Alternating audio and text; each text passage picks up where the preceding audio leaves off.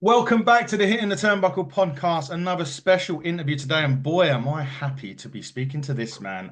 It's been a while. We've been talking a while, but behind the scenes, so to speak, and he's coming back to the UK as well, which and I can't wait to hopefully get to see him when he comes over to the UK. It's the greatest man that ever lived is Austin Aries. Welcome to the show. Thanks, man. Um, I giggle every time someone addresses me like that. It's just such a ridiculous moniker, and so now it makes me giggle when people call me that. So, but yeah, what's going on? How are you? I'm good, thank you. And again, thank you for doing this. I know you don't do many and you Sure. haven't done one in a while. You're going, obviously, coming back to the UK. What I suppose really about the UK, what do you know about the UK scene coming up and what are you most looking forward to about coming back?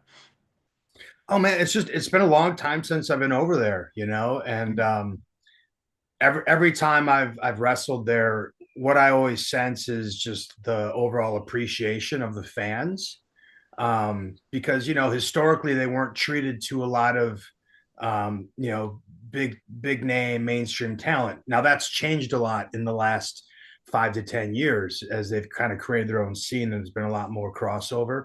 But yeah, you go over the pond and you get to see some people you haven't seen in a while, whether it's fans or other colleagues and such. And there's just an energy and an appreciation there that helps kind of fuel you for your matches. Yeah, definitely. So we're about in the UK scene as well. We've actually got a championship over in here in the UK that's defending on certain shows. And who knows, maybe if you're over here in the future, you can go one on one with our champion. I mean, I like championship belts, right? Who doesn't? Indeed, which actually brings me to a question that one of my co-hosts Matt wanted to ask actually you, and he said, obviously you've had many championships in wrestling, you've held quite a lot of titles, and he's asking about what do you believe is the best belt that was ever made in wrestling and why? Ooh, boy. Well, yeah, I think for a lot of us, we're always going to be a little biased towards whatever time period we got into wrestling, right? When it first really grabbed us. For me, that was the early 80s and the NWA Jim Crockett promotions. So the 10 pounds of gold, is always going to be the one that in my mind was the first real world's championship. Ric Flair held it, Dusty Rhodes. So, I'm going to be pervy to that one, as far as a fan. In my career personally, the Ring of Honor title at the time when I won that had it had a lot of meaning to it with Joe's reign, and then just kind of what it represented as far as stylistically and the way we were presenting professional wrestling as an art form. Interesting. Our actual title, the turnbuckle title, was actually modelled on one of the Ring of Honor titles. There you go. You got good taste. Yeah. Certainly, we certainly do. Obviously, you do a bit about seminars now as well. I've seen a little bits and pieces that you do seminars, and it got me thinking that obviously wrestling has changed a lot. Well, maybe it's changed. It's certainly changed through my eyes in the last 10 years. And I just wonder, like, if you were doing a seminar 10, 15 years ago, what would be the difference between then and doing a seminar in 2024, 2025? Um, well, obviously the way that you go out and you get your recognition has changed. I mean, so I've been, 25 years in now. So I've seen the business change quite a bit from when I first got in. Social media has made connecting and networking a lot easier. Um, as far as how I personally conduct my seminars different now than 10 years ago.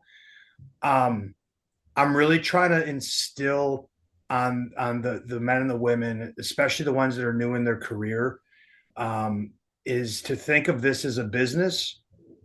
And from that standpoint, our bodies are that's our merchandise, right? That's our what we have to give.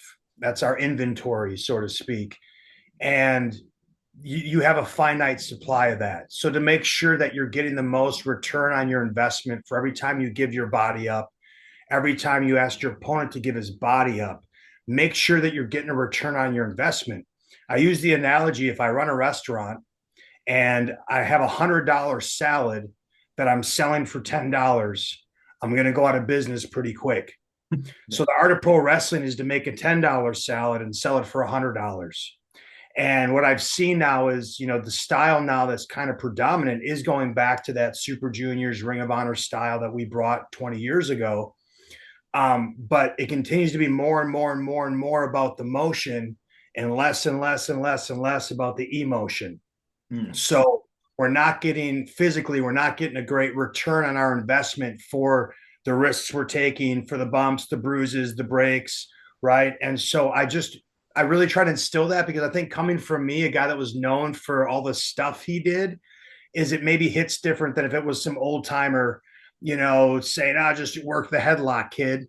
But there is some truth to that, right? Like, we have to be the puppet master, and we have to make sure that, everything we do out there physically, we're getting a good return on our investment. So we're not just throwing it away, because I tell you, when you do this for 10, 15, 20, 25 years, it adds up. Physically, it adds up. And you don't feel it in the first 3 to 4 or 5 years in your career. You're young, you get a lot Yeah. of energy, you recover quick, but all those bumps and bruises and breaks, they add up over time. So I try to really drive that point home, so that kids can go out there and make money and not be broken down before they get that opportunity.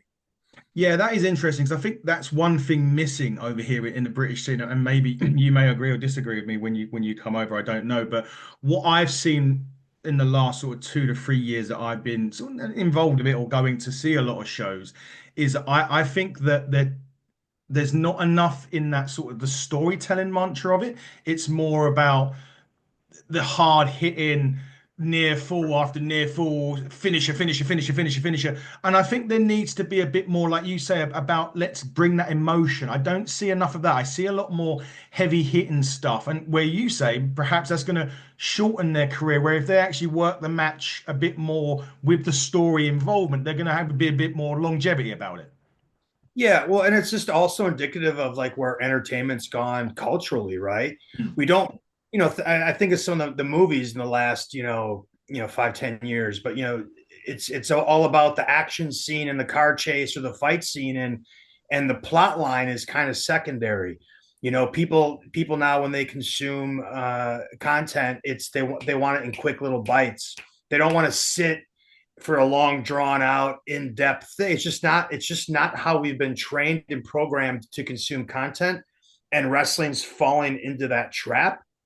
I'm not here to say it's right or wrong or good or bad. It's just different from what grabbed me as a fan back in the 80s, right? And it was the emotion, and it was the storytelling, and it was also, I think, while I don't think I ever thought wrestling was real, the people who did it never treated it like it wasn't. Mm. And so, I think there's that too. If the magician is on stage and he's telling the audience he's not really sawing the lady in half, where's the magic? Yeah, no, I agree with that. I mean, I grew up in the 80s myself, and obviously over here in the UK, it was a little bit more difficult to get mainstream American TV for a long time. But when I did, I remember, vividly remember, for example, Jake the Snake biting Macho Man Randy Savage's arm. And growing up as a kid, I was like, shit, this snake has just literally bit this guy's arm. Is he going to die through the snake bite? And things like that, And you say in the 80s, I remember Jim Cornette telling a story where he thought he was going to get killed by doing something they'd done in the ring. I can't remember what the Rock and Roll did. They'd done something in the ring that I think it was something like put a tennis racket over, I think it would maybe been Pillman's throat or something like that. And they'd done this angle where Pillman had that raspy voice because of an operation, and it was adding those elements into it. And you were Macho, like, Macho, Macho Man crushing the larynx of Ricky Steamboat, the yeah, Horseman breaking Dusty Rhodes' arm. We don't. Here's the thing, I think is lost on wrestlers, because they think too much as we don't remember good matches. We remember moments. that's it. Again, we can go back, and I don't want to get back to this, but we go back to the Bound for Glory and the John Morrison match. My whole goal there was to create a moment that people remembered, Mm. right? Now maybe it didn't quite work out in the way that I'd hoped, right? As far as there was no follow up, we didn't get the rematch that we were supposed to have. But if we would have had a great match, nobody would remember that night. but nobody now forgets that night because of what happened after, right? And that was the mindset going in. Hey, let me do something to create some controversy and create a moment in time that people will remember. And the idea was hopefully to motivate them to be so angry at me that they would pay one more time for the rematch, and we'd really cement John as the guy. We just didn't get there for business reasons, right? Mm. But so I'm always thinking about that. It's about the moment. How do Yeah. we make the moment memorable? I'm always, when I do these seminars, don't try to do something better. Try to do something different, because Yeah. different sticks out. Different will always stick out. Better is only better until someone does it better. Now you're not right. And then, so everyone's trying to do something better and better and better. Cool. Everyone's trying to do better and better and better. I'm going to be over here trying to do different, because Mm. over longevity, you'll remember the guy that's always a little different. Yeah, no, I totally agree with that. And you're right. It is for me. I'm kind of a lot like you in a way of what we're saying about moments. I won't necessarily remember matches, but I'll remember moments. It maybe could be Yeah. a moment in the match, but I'll remember Yeah. the moment. For example. So that is exactly how I think. But yeah, I think over here right now, that they don't do that way. It's everywhere, man. It's the Yeah. style. I I've tried watching some wrestling recently, and I Mm. just, after 10 minutes, it doesn't do it for me. Yeah. So I get it. I've become the old man yelling at the clouds. That's okay. And listen, when I was growing up, my dad with music. Oh, the music sucks nowadays. Back in my day, it was the best, right? We all go through that. I did 25 years. I understand. But the foundational element of pro wrestling works, Yeah. right? It works. That foundational element of the emotion of the good guy and the bad guy and the struggle, it works. And we can have all the athletics and the moves and things like that. But if we lose the foundation and the fundamentals of it, now I'm just watching live. I'm watching a live video game with Yeah. no emotion, right? I'm watching Mortal Kombat live, and hey, the Jesus character is always going to win out, because who can touch Jesus, right? I'm sure you saw that clip, right? Yeah. Right? I Yeah. mean, you know, That is, yeah. Although we're not quite at the point where we get the finishing bit of the Mortal Kombat yet. We're close, but who knows? This year, 2024 in wrestling, who knows what we're going to get in 2025? But I want to change the subject briefly, because one of the things that was interesting when I saw on your Instagram stuff was food, and you bought a book as well. You've actually got a book there about food, and obviously being vegan, food fight, which was it's quite brought me to quite an interesting subject that we were talking about with my co-host, and we wanted to bring up. Firstly, you in November, am I right in thinking you fasted for 44 hours? Was it? yeah, it ended up being like, yeah, about 44 hours. Well, actually, it might have, yeah, it was a little, it was actually maybe might have been 44, something like that. Maybe, yeah, I don't remember the exact time. I think I was going for 20, like, to do a full 24, and it ended up being almost like 2 full days. Yeah. Jeez. I've done 3 day water fast before, right? Mm. I've done a full 3 days of just of water fast, 72 hours. I've done that. This one was like 44. I try to do it every month or two. I'll do a 2 to 3 day water fast. Yeah. Coming from someone that has no idea what a water fast is, how does So that you affect the body? Okay, well, so water fasting is you don't take any calories in. So you want to drink water. Yeah. Obviously, you want to hydrate yourself. You can drink some tea if you want. You can even drink coffee. I mean, basically nothing that has any caloric content. So what does fasting do? What's the benefits of fasting? Well, there's a few different components to it. One is, we overeat, right? Like we don't really understand what true hunger is. We have cravings, or we eat because we're bored, but we're not really eating because we're hungry. We've been taught this idea that we're supposed to eat 3 meals a day, every day. And if you really think back to when we were hunters and gatherers, we probably weren't eating on that kind of schedule, right? There was probably days where we didn't find food. There was probably days where we went without it. So a few things happened. So after a certain time, without with calorie restriction, no calories, your body's going to go into ketosis. which means it's going to start burning your fat for fuel, which actually tends to be one of the, you'll feel energy because you're burning your fat stores for fuel and for energy, which is a good thing for people who are trying to obviously lose fat. Um, then the second thing is autophagy.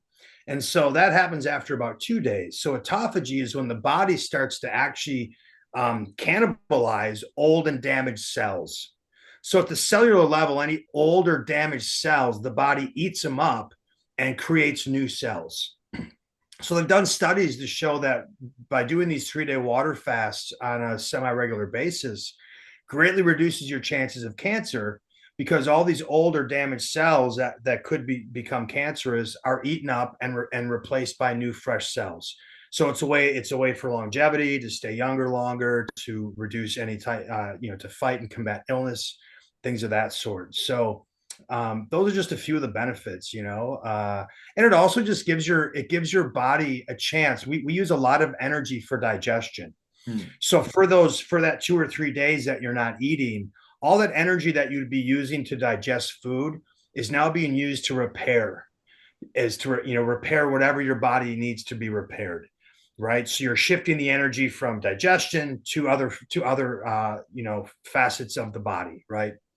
So and that's why, like, even just on a day-to-day basis, intermittent fasting is something that I try to do. And all that really means is you close your eating window at, say, 8 o'clock at night, and you don't eat until, say, noon the next day. So you have an 8-hour eating window. So from noon to 8 p.m. you eat, and from 8 p.m. until noon the next day you don't eat.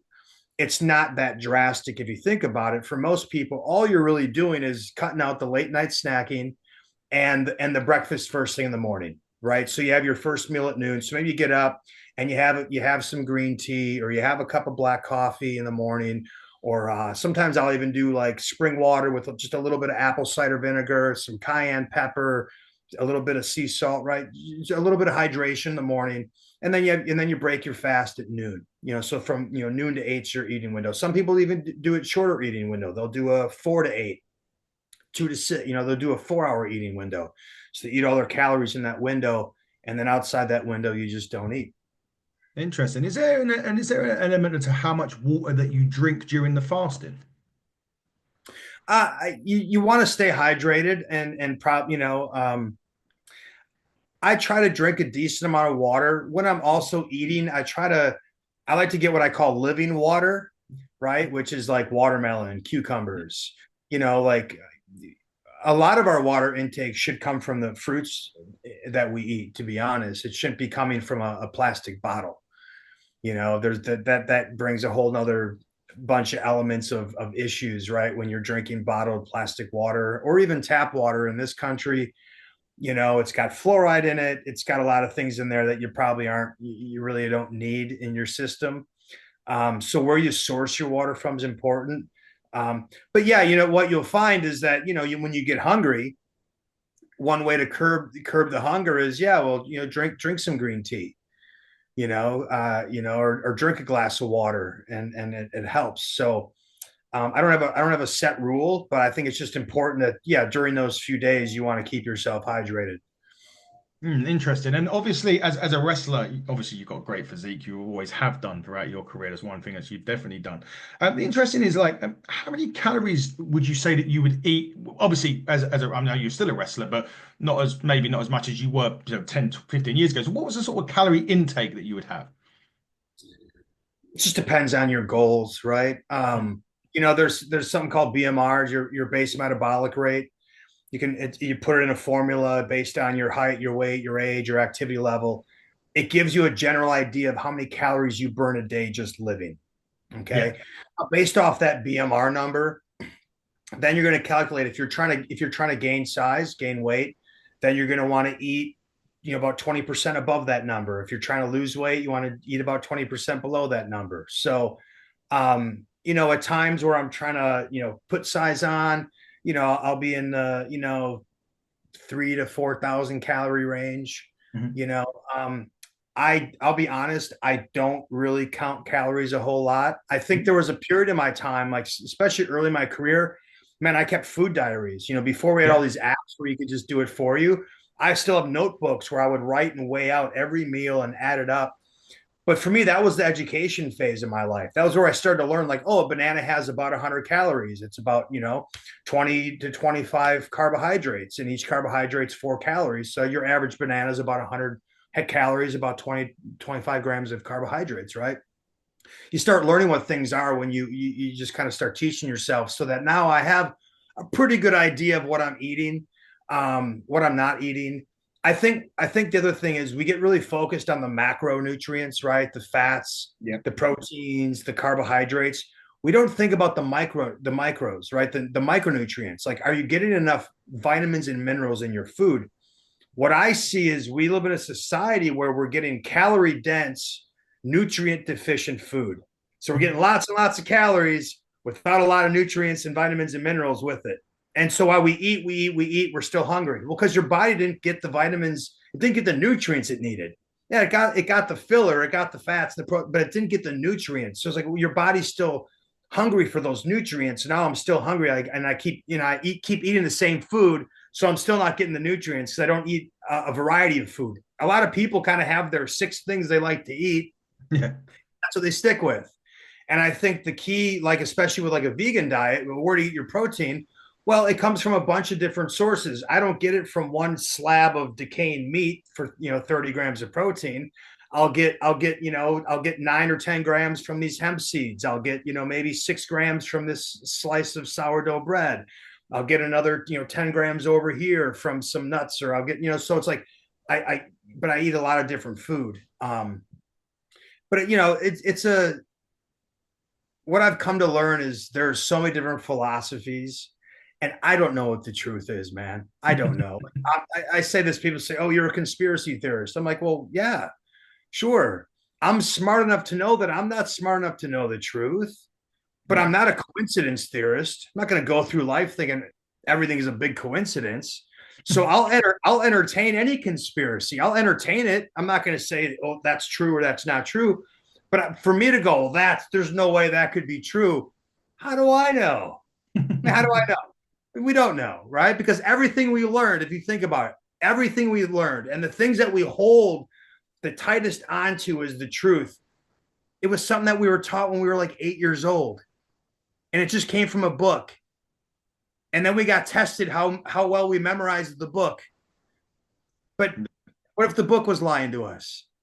What if whoever wrote the book was lying to us? Right? It's really easy. We don't have discernment at 8, 9, 10 years old. And then if we're being taught that, well, if you memorize these things, we tell you the truth. And if you get a good grade, then we're going to say you're smart. But what if it was all a lie? Then how smart are we? Not very, obviously. If Not very, right?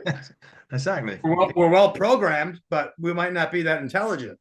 No, indeed. It was interesting. And you kind of mentioned that you had different foods. Was there like, what you would eat? So I was going to say, what foods would you eat? But as a vegan, you saying about the protein, you'd get the hemp seeds and that. Did you have, let's say, set foods, but was there things that you had? Did it change, for example, if you were on the road with the WWE, for example?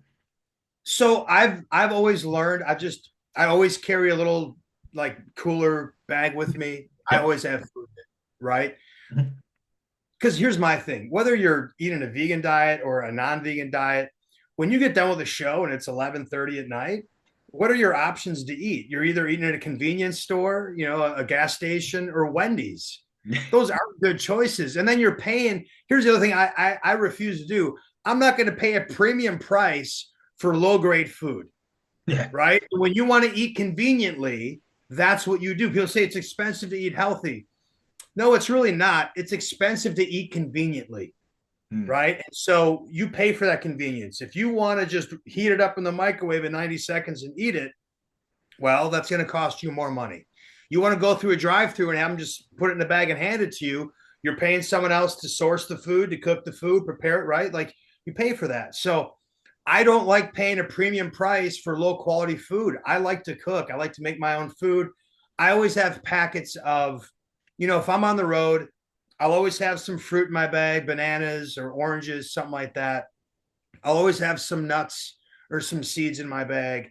I might have a couple of protein bars in case I need a quick meal. I'll carry packets of pre-cooked rice or pre-cooked lentils or beans or something like that. Like they make like Indian food pre-cooked, Mhm. curries and things. So if I'm in a pinch, I always have something with me. I'm never caught with my pants down and having to go buy some, $12 salad at some fast food joint, which is just going to be iceberg lettuce and so I'm saying. So um it does take just a little more. When I talk, because I go and I talk about this stuff too, right? I do different veg fests and talk about vegan lifestyle and being an athlete. Um, and so it's just we have everyone has resources. To me, our resources are our time, our money, and our energy. Okay. And everyone's breakdown of how much they have of each of those is a little different. Some people have a lot of money, but they don't have a lot of time. Some people have a Mhm. lot of time, they don't have a lot of money. They got a lot of energy, they don't have a lot, right? You can't expect to put none of your resources on the table and get something back of value. And with food, we've been taught this crazy idea that I should put none of my resources into it. And in return, I should get something that's valuable back, right? I don't want to spend my money on it. I want the cheapest food. Oh, I don't want to spend my time. Give me the quickest food I can get. I don't want to put any energy in the kitchen. Let me go through the drive-through. I want cheap, quick, and easy. Well, how do you put none of your resources in and expect to get anything of value back? So you got to figure out which one you want to put in. You don't want to cook, you don't want to spend time in the kitchen, then you're going to put your money forward for someone else to do that. You don't want to put your money forward, well, then you got to spend a little more time in the kitchen, make the food yourself, right? But you got to put some of your resources in. You got to put some value in if you want to get value back. Yeah, no, definitely.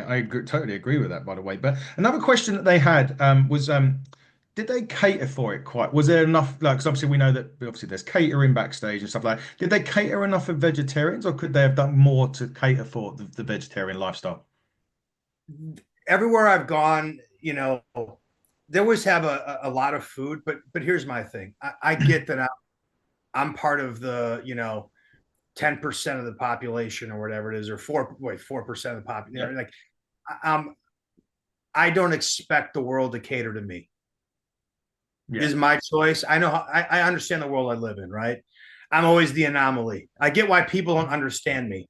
I'm always the anomaly, right? I broke it down at some point. It's like I'm part of I'm left-handed. So only 10% of the world's left-handed, I'm one of right? them. So I'm 1 out of 10 there, Yep. right? I'm part of 25% of the people in the world that didn't take any of the shots, Mhm. right? So I'm part of 1 out of 4 in the world that said no shots for me. I'm part of 1 out of 10 that's left-handed. I'm part of 4% that's vegan. So everywhere I go in my life, I'm the outlier. And I get it. So I'm misunderstood. I don't expect the world to cater to me. This is my choice. It's something I believe in.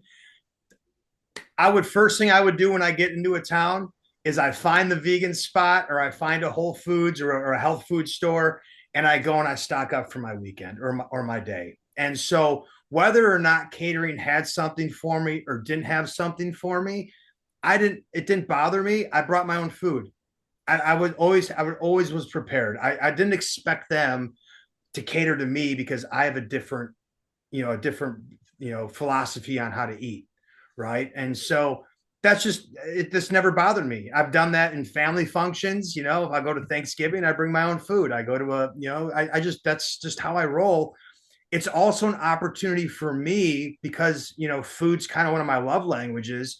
Is I get to share that with people who maybe would never be exposed to it, right? So if there's many times at WWE or TNA where I would come with some food that I brought, and all of a sudden, they're eating their food. They're kind of looking over at mine like, well, what do you got over there? That looks really good. Oh yeah, it's this, and that. You want to try some?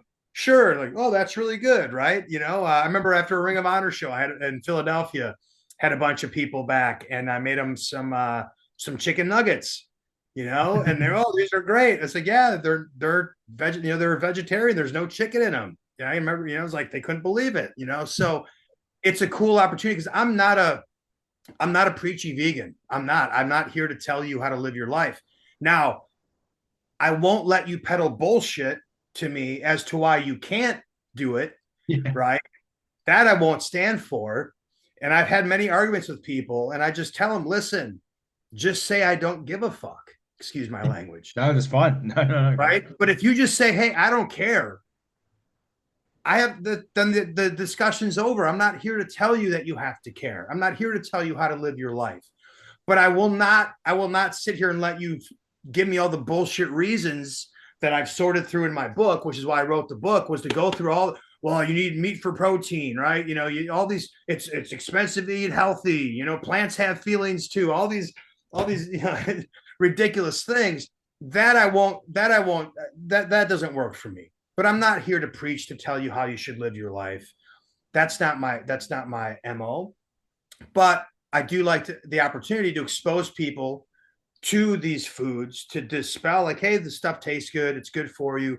There's levels to everything, right? And this is something else I teach people, when we're working on improving their diet. There's levels to this, right? Peanut butter, for example. Well, is peanut butter good or bad for you? Well, I don't know. What peanut butter?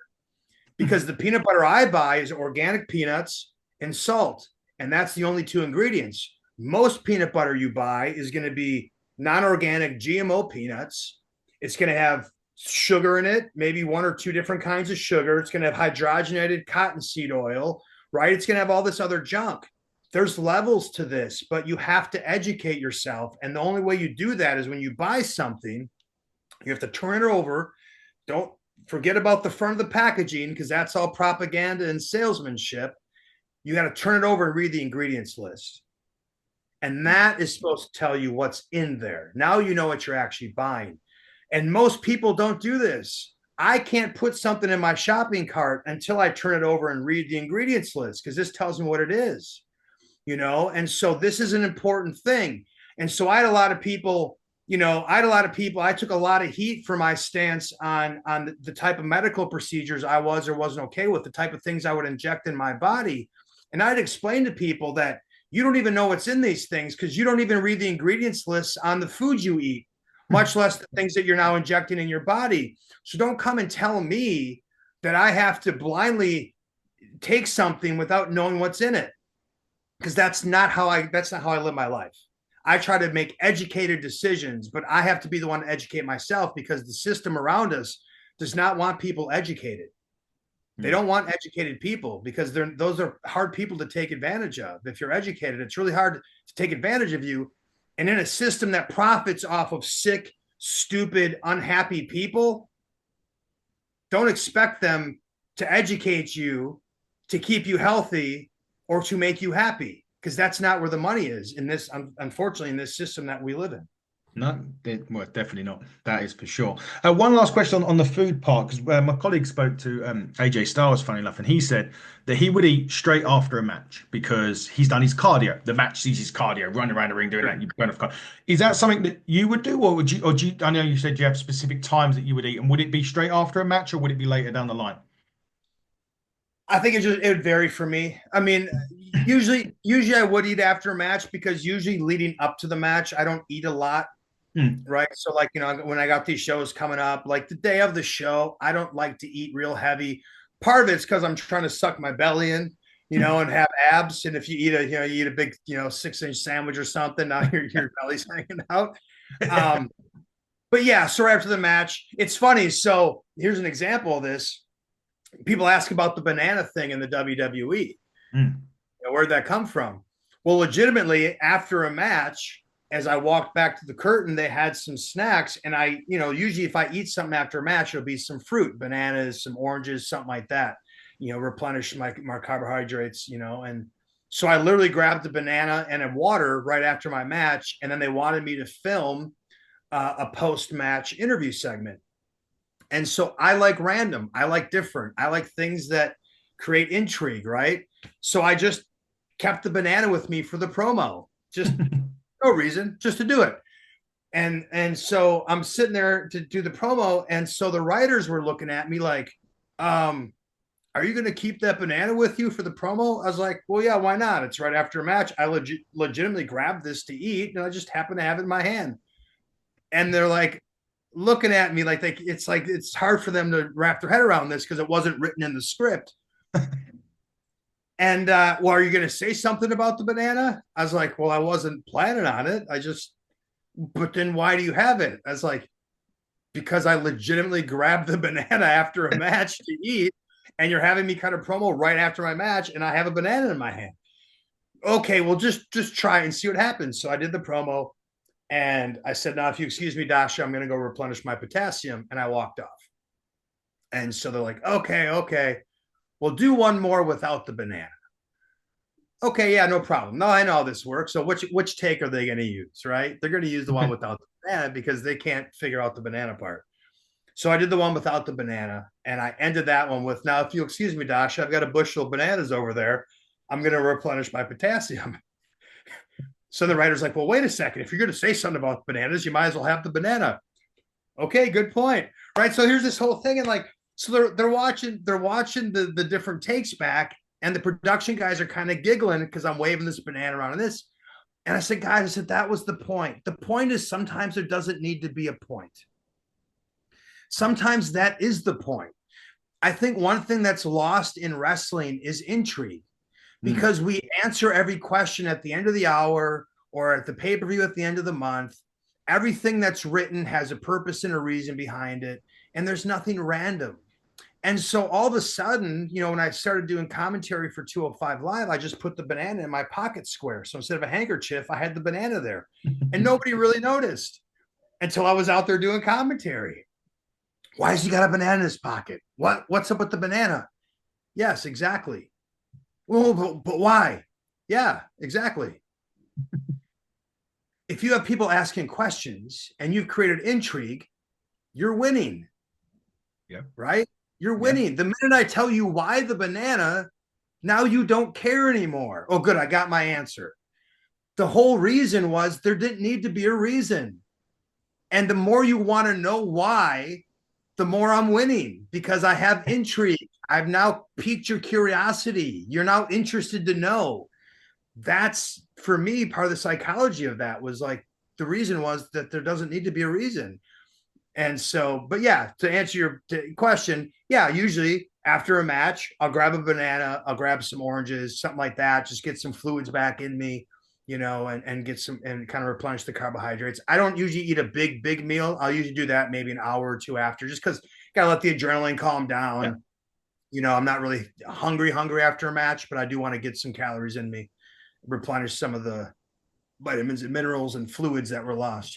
Yeah, definitely. So, no, good. Thanks for that. Question now, because you mentioned the 205 commentary, and everyone mentions how in your ears they are during the commentary. Was that the same during 205 Live, or was it not as important as maybe a Raw or a SmackDown?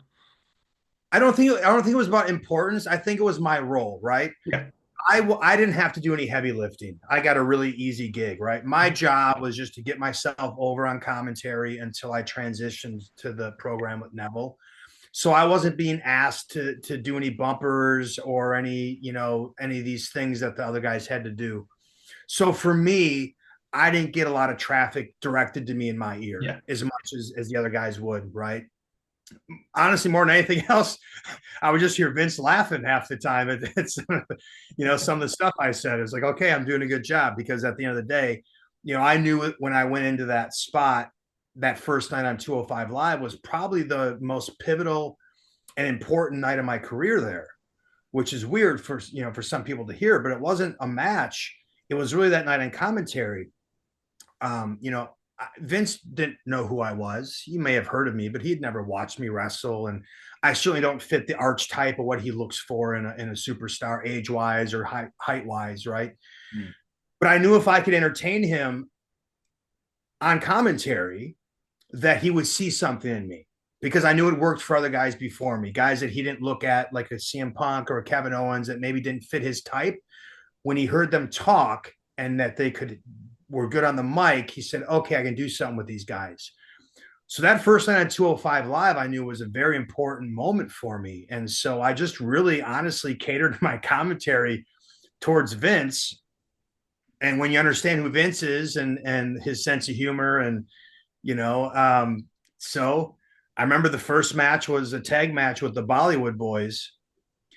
And pretty early in the match, I think it might have been Byron said, "Yeah, I talked to the Bollywood boys today, and they said they're super excited to be in the WWE." And I said, "Oh, I talked to them before you did, Byron. They told me they were just happy to be in a country that's got running water and indoor plumbing." And I just heard in my ear, "Ha ha ha!" I was like, "All right, I think I'm onto something here." And yeah, I got done with that, and I walked back to the gorilla position, and Vince was standing outside gorilla with his hands in his pocket, like a proud papa. God damn it! That was the best debut anybody's had on commentary in this country or in this company. That was, thank you. And so the story goes is originally the plan was to have a multi-man match at WrestleMania for the cruiserweights. Yeah. After my commentary, he decided to switch gears and do me and Neville at WrestleMania. So I always tell the story in this weird indirect way. Nakamura shattered my orbital bone in an NXT match. Yeah. Ended up being the best thing that happened in my career because it led me to WrestleMania. Right? It led me to commentary. Commentary led me to WrestleMania, and so it's a lesson for we don't always understand what the universe is doing. But if we just believe that it's working in our favor, it's working for us and not against us, we don't have to know the why or what the outcome is going to be. But sometimes the worst in the moment, the worst things that happen to us end up being the biggest blessings in hindsight. And so we just have to trust and believe in that process. Yeah, definitely. And you mentioned WrestleMania. I was actually going to bring that up. What is it like, as you know, because of WrestleMania, Jesus. I mean, we see it. I've been out there 4 or 5 times to watch WrestleMania. But from a wrestling perspective, what is that day or that week like as a wrestler working for the WWE? Stressful, man. It's stressful, Yes. you know. And it'd be nice if you could just really focus in and concentrate on the actual Mm. wrestling and the match part. But there's so many moving pieces. You got media. You're trying to get your wardrobe together because everyone wants to show out with the wardrobe. You know, for me, you know, being here in Florida when I went in 33, family and friends want to attend. So you're trying to coordinate the tickets and their travel and make sure everyone knows where they're going.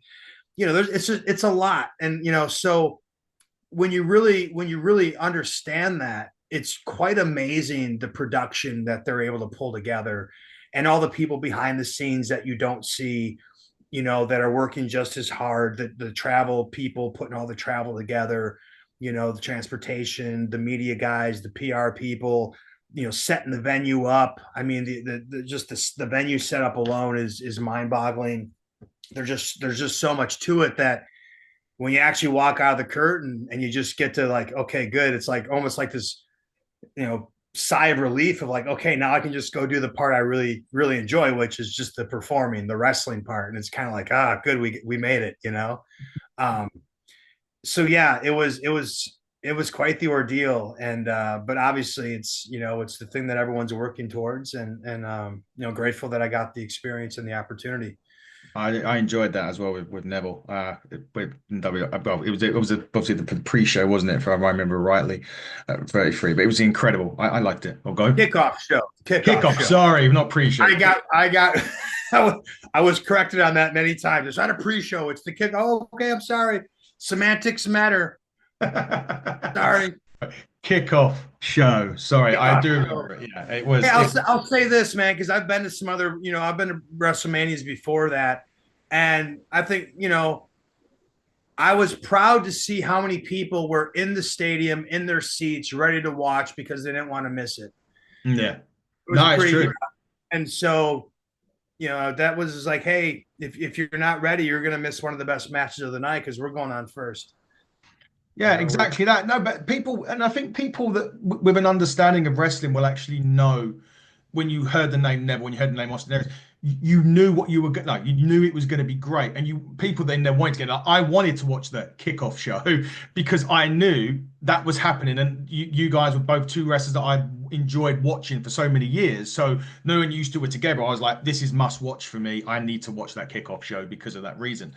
But WrestleMania week is also you've got so much media as well, right? And autograph signings and God knows what else, access. And I mean, it must take a lot out of you before you even get to the day itself. Yeah, it really is. And for me, obviously, it was my first experience with it in Yeah. that role. So it was a lot. And I remember thinking, like, man, like this should be like the happiest moment of my life. And there's a part of me that's just like, just can we get this over with already? You know, Yeah.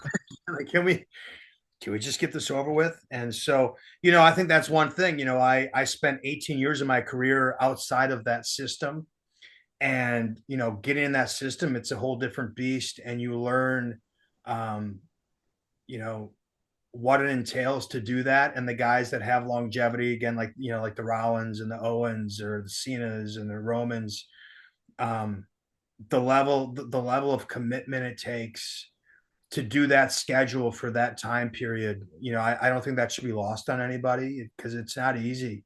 No. I was only there 18 months, and I never felt like I really got my footing, because things were always changing. It was first NXT, and then I got injured. Then I was on commentary, and then from commentary, now I'm actually on the main show.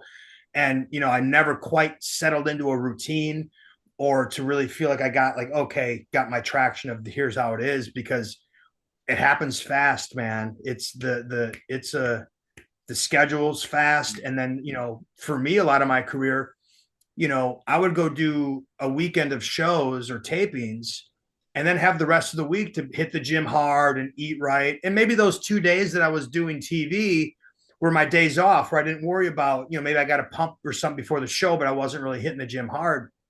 And when I got to WWE, it's flipped. Like, you got maybe a day and a half, 2 days at home.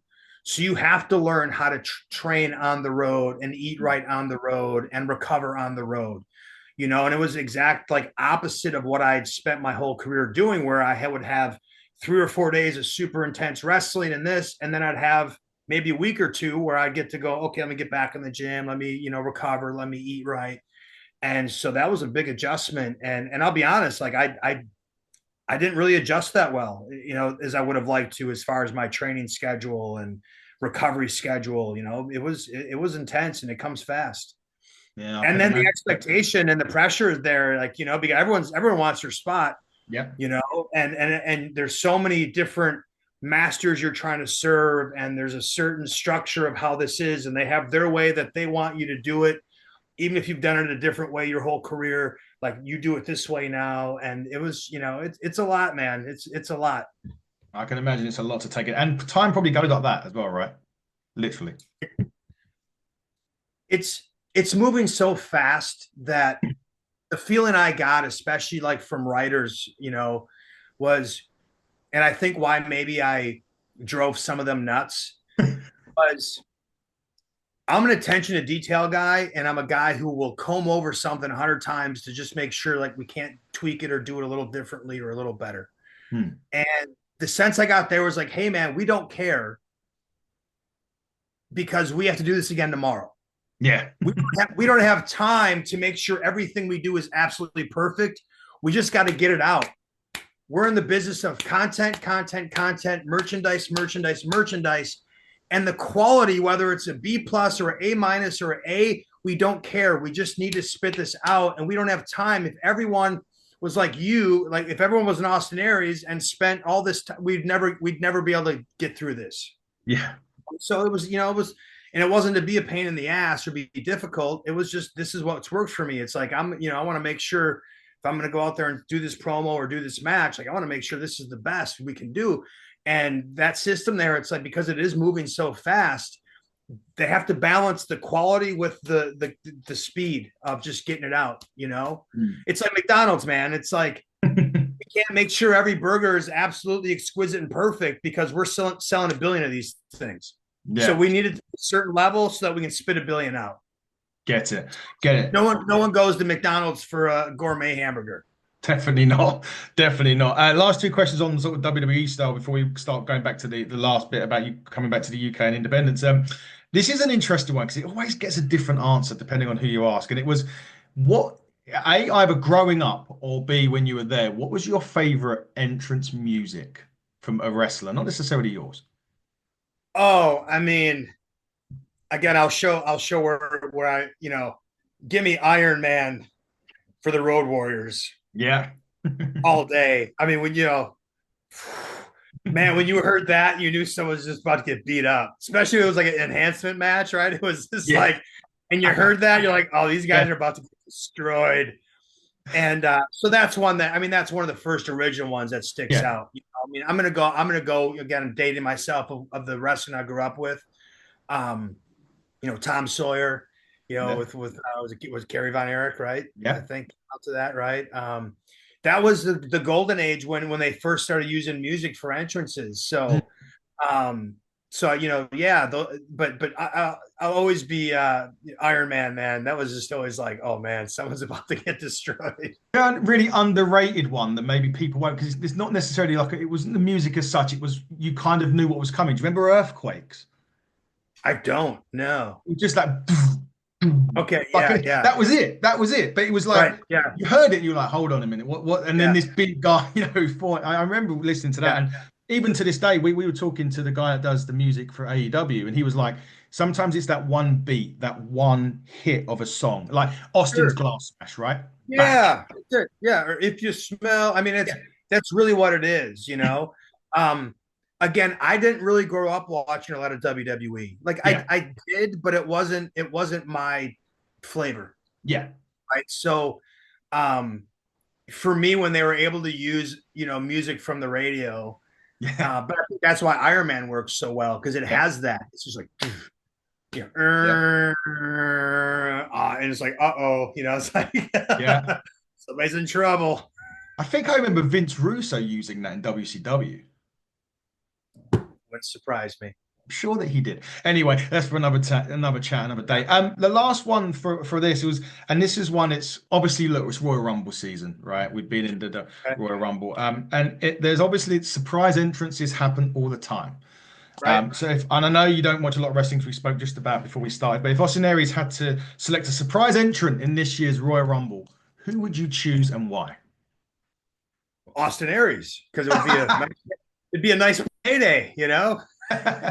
Plus a small portion of the internet community, just their heads would explode. They would be so angry. They would be so angry.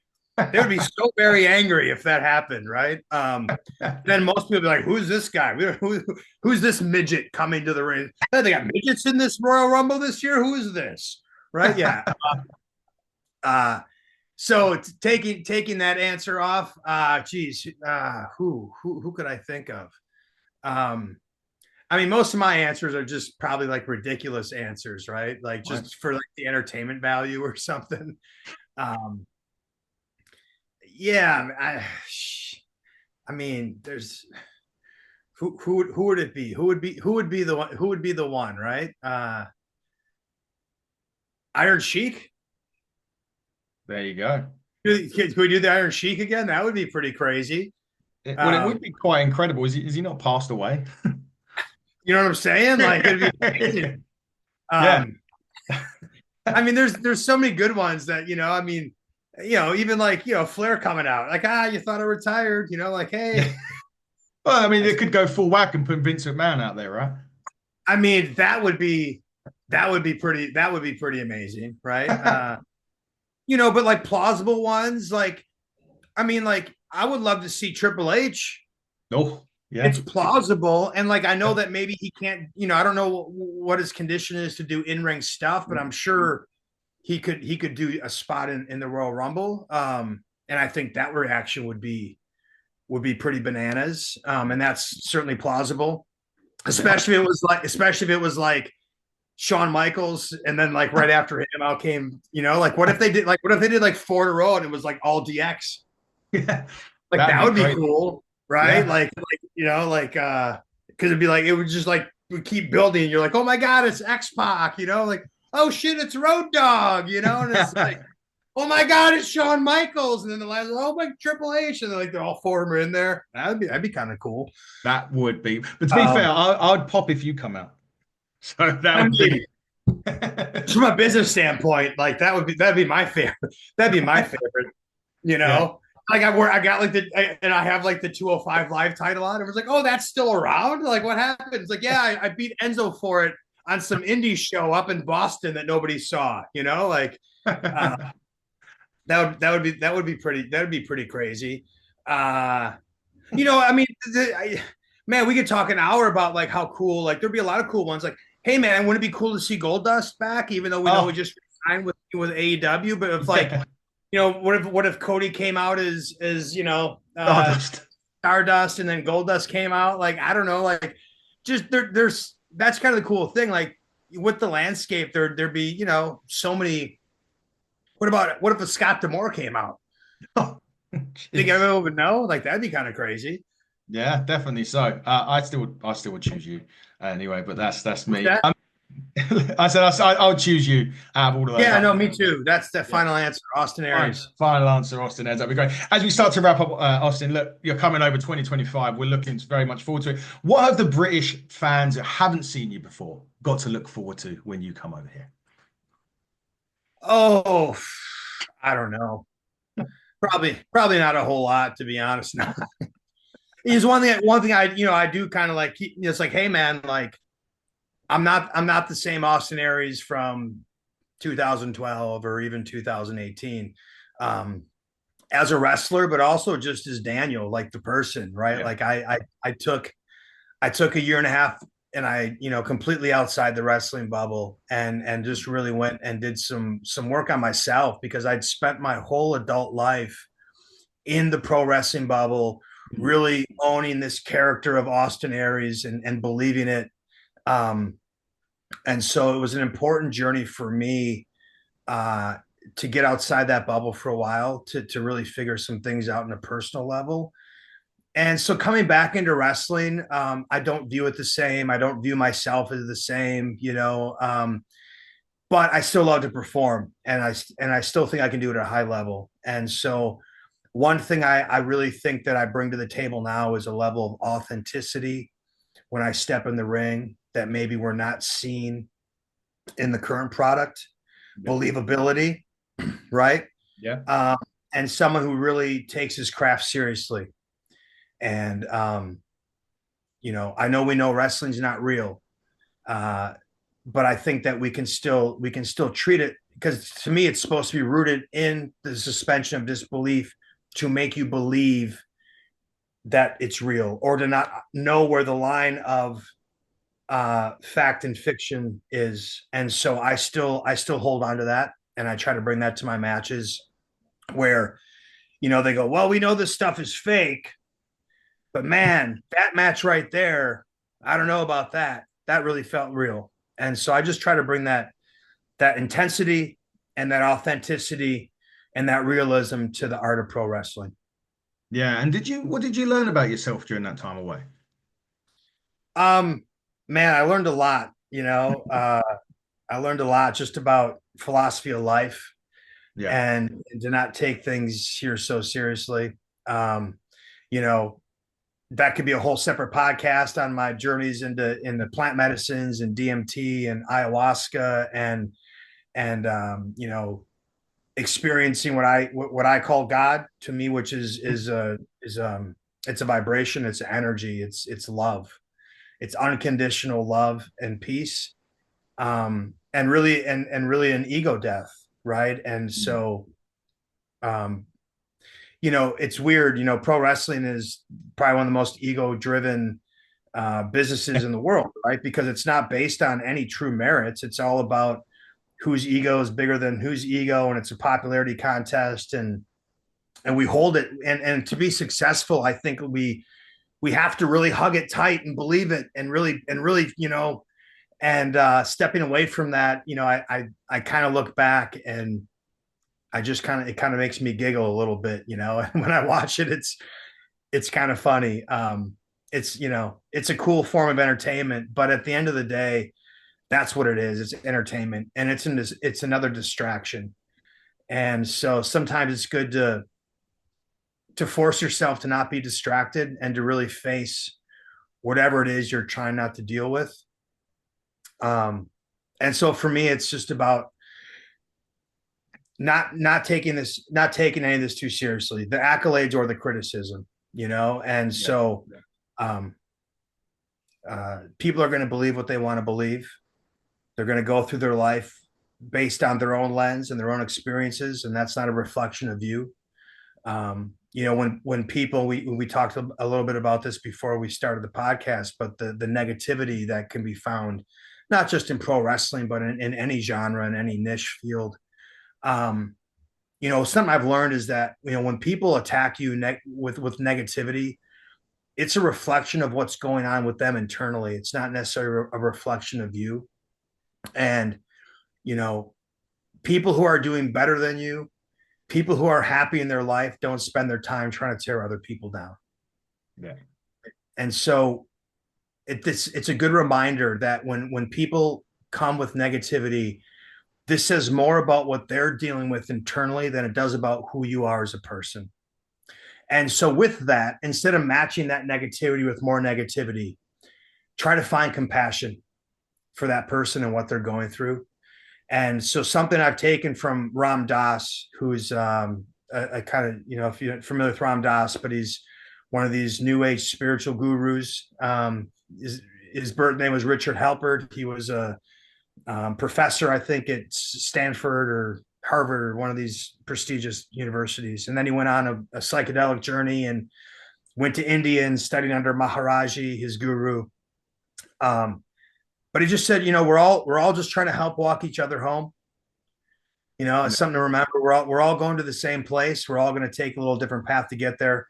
So just help walk each other home. But everything we do in life, lead with compassion and humor, right? Love and humor. Just have love and humor. So if you lead with love, you lead with humor, you'll be able to get through anything.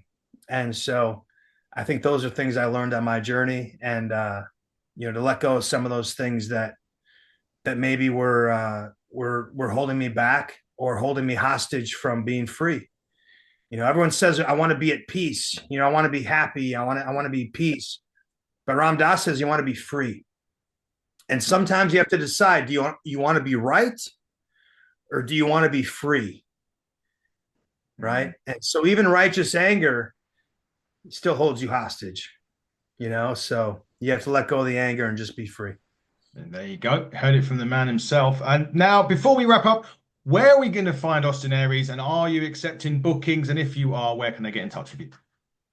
Yeah, I mean, I still dabble on the social media, Twitter at Austin Aries, Instagram, Austin Healy Aries. I got the little check mark on the Instagram. Yep.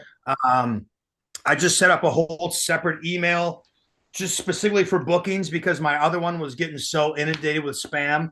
So that's booking Austin Aries at gmail.com, booking Austin Aries at gmail.com. Also, if you were interested in a copy of the book Food Fight, you can find that, I believe, on my Pro Wrestling Tee store, or you can email me at bookingaustinaries at gmail, and I can send you out a copy of the book. And and then come March, let me make sure I got my dates here. I got my calendar. March 14th, 15th, and 16th, I'll be in the Liverpool, Manchester area for PCW UK. And then the following weekend, I'll be in the Pool area for BCD. I got a 2-day seminar there, and then I'll be wrestling 2 shows that weekend on the 21st and 22nd. So if you haven't seen me live in action for a while or ever, come check it out. Come say hi, and we'll have a good time. Definitely so. You heard it from the man himself. Definitely come and see Austin Aries when he's over here in the UK. And Austin Aries, wherever he is in the world, if you are there, make sure that you see him. But Austin, it's been great to talk to you. It's one off my bucket list that I can tick off. Awesome. I've had so much fun listening to you. It's been an insightful, interesting story and bits and pieces that you've told us for us. Thank you so much for taking your time out of your day to come and talk to me. And we will wish you the best of luck in 2025. Take care, man. Thank you. Thanks, Austin. Guys, that has been the Hitting the Turnbuckle podcast with Austin Aries and me, Adam Cousins. Until next time, everybody, buckle down, stay safe, and goodbye.